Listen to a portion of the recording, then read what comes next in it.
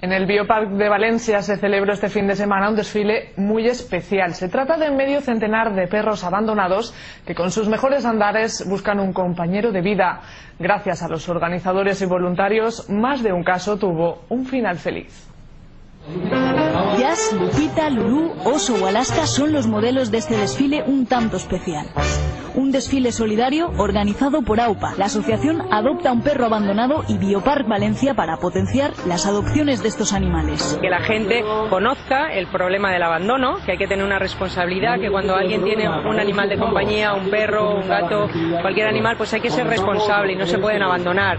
Esta es la cuarta edición que busca facilitar el encuentro entre los canes y las personas, ya que según AUPA todavía siguen produciéndose muchos abandonos y es prioritario encontrarles un hogar.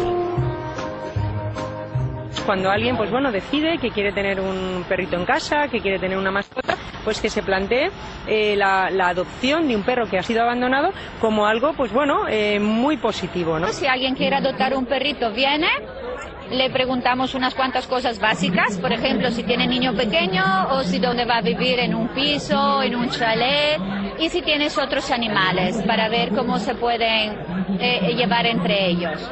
Hay que pagar 120 euros, que no se pagan por el perro, se pagan por los gastos que la protectora tiene con el perrito, que es la vacuna de la rabia, el microchip, que son obligatorios por ley.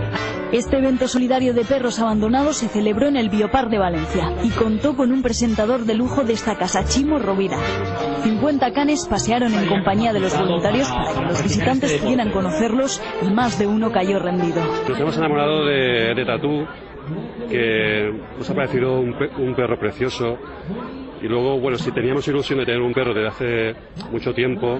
Yo adopté el perrito en el segundo desfile que hicieron aquí AUPA y Biopark.